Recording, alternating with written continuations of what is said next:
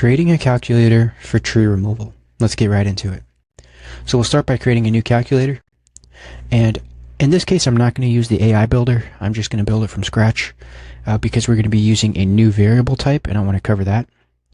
So when I was thinking this through, I should start by saying I'm not a tree removal expert by any means. I don't work in that industry. Now I've built a few websites for tree removal companies, or you know people who specialize in that industry, stump grinding, stuff like that. And so I'm semi-familiar, but in terms of the day-to-day process, like what most of your customers are looking for, I'm not an expert. So I was thinking this through, and I thought most customers who call a tree removal company probably only want one tree. Now, I could be totally off on that. Maybe you do it as for a living, and you're like, that's totally wrong, man. Okay, maybe that's true. But the way I was thinking it through is like, they have a tree that's overhanging a shed or their house, or it's, disturbing their sidewalk or whatnot, or it's rotten, and they just want to get it taken down. Most of the, like every time I'm, family member or something, that's usually when they're talking about taking a tree down, it's usually one tree. Now, there are cases where maybe you need to clear, like hillside is like 6 trees or something. I'm sure that happens. I remember one time my neighbor had that situation where he's having like 12 trees taken down. So I was thinking this through, and I was like, okay, well, we could build this out for just one tree and make it to where the customer just enters the details about one specific tree. But then when I was getting into it, I was like, well, what if they have 2 trees? What if they have 3 trees? And then that really makes the formula more complicated. So what we added was, and this is really part of the thing, is this video is a repeatable group. Okay, so our first question, we're going to say how many trees. So let's say how many trees. Okay, and this is going to be a number. Now we could go a stepper, we could go a drop down for UI purposes, but let's keep it a stepper. Okay, a stepper is basically like a number input. You could set a minimum and a maximum, and then we'll set our variable right here. Okay, now we'll go ahead and add that variable. So let's say they say 2 trees. Well, for each of those trees, you're going to want to know probably the height of the tree, the diameter of the tree. You're probably going to want to know, if it's on a hill, and there's other variables you're going to want to know. Now, I'm going to keep this simple, this formula, but I want to explain it in such a way where if you have other variables you want to ask, you know how you could easily add them. So we're going to add a variable, and this one's going to be a repeating group. Now, repeating groups are a bit different than these other variable types because it's basically like nested variables. So you're going to have multiple variables going on inside of this variable, okay? So we're going to call this tree details.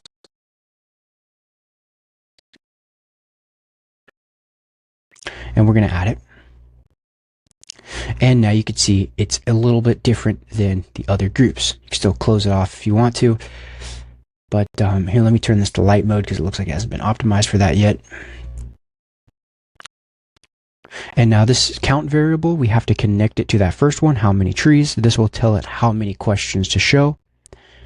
And you can have a minimum and a maximum. And then you've got your label right here. Description. And here we have our child questions. Now, for each tree, we're probably going to want to know the height. And I'm going to put a label of units. And we could either make this a stepper or a number. I'll make it a number just for simplicity's sake for right now. And then we'll also say diameter. And we'll keep that a number as well. And we'll make this feet. And we'll add that as a variable. And then the way that the repeatable group works is that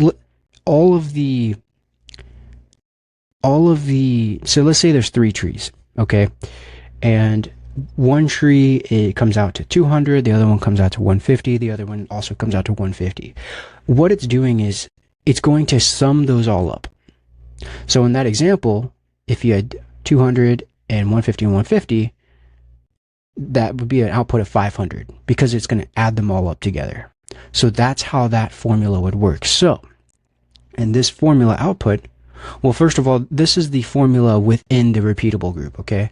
So what we're going to do is, let's take the height, and let me grab the exact ID.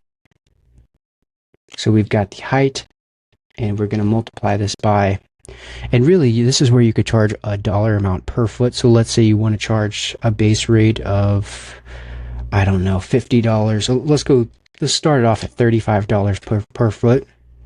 So if it's, you know, a 10-foot tree, it'd be $350. If it's a 20-foot tree, it's starting off at $700. And now we'll add, and we'll go diameter.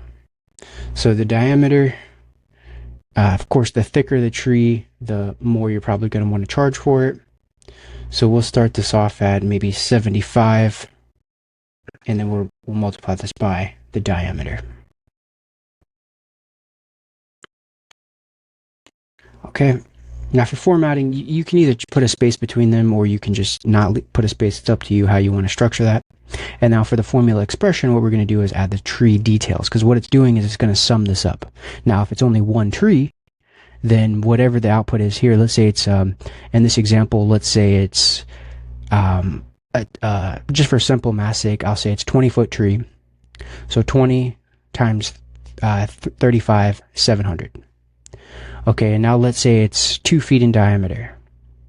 So 75 times 2 would be 150. So you'd be looking at $850 for a tree that is 20 feet and 2 feet in diameter. Okay. Now, again, I'm not an expert on tree removal. I don't do it for a living, and I'm sure it varies in price depending on location. You know, if you're in the south, if you're in the north, the type of tree. And that's another question. You could also ask here, type of tree.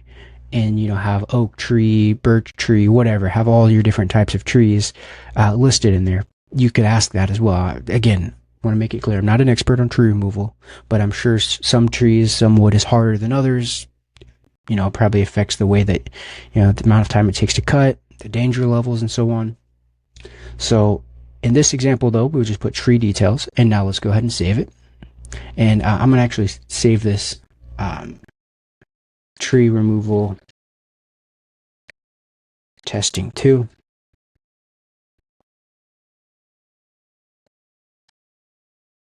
Now let's save it. And now we'll head over to the call screen. Now I was already testing a tree removal one before I started this video. So it's basically the same setup that I have for this one here. So here's tree removal testing 2. So you can see the first question is, it's going to ask us how many trees. So if I say 1, there's going to be this 1 input. If I say 2, there's another input, okay? So let's say we've got 2 trees.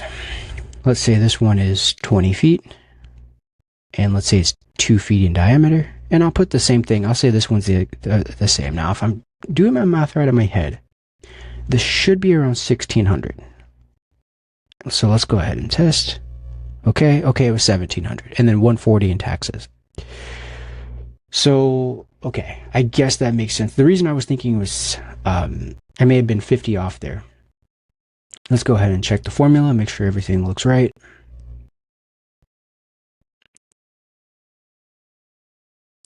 So we had 20 times, well, 2 times 35 is 70, so then times 10 is 700. So 850. Okay, yeah, I was 700 plus 150, 850. Okay, so that makes sense. So that 1,700 was correct. So because there were 2 trees and then they were exact same, the output was correct. So that's how that would work. Now, again, you can ask another question for tree type. And then this, you'd maybe want it to be a drop down. And then let's just say it's oak. Let's say it's birch. Let's say, let's see, what are some other tree types? I'll just leave it at that for right now. Again, I'm not a tree expert by any means. So maybe oak is a bit harder. So you can add 10% to the price. Birch is easier, so you keep that 1. And then this works just like the other formula builders work. Then you just add this in as a variable right here. Just got to copy this ID right here and paste it in. And now you have a variable to determine the tree type. Okay. And so I'll go test that again. And then you could add other variables. You could also add inside the repeatable group if it's on a hill, if it's overhanging a shed or any other property for that matter. right? This formula setup that I have here is basic to get you started. Like I said, if you wanted to add another question, any variable you can think of that would adjust the price, you can add it in here as a variable. And then the beautiful thing about this repeatable questions is it allows you to ask these questions for each tree. So if, like I said, if there's 10 trees, you can ask this information for all 10 trees. All right, now let's head back over and I'll test this new one once more, and then I'll call that a video. I think at this point you've probably got the concept, and so now it's just a matter of customizing it to how your business operates. So let's say 2 trees again, and now you can see there's this other type that's oak or birch. I'll fill in the same exact info I did last time, except this time I'll select oak, which should increase the price by 10%. So let's say a diameter of 2 feet. We'll say oak, 22, oak.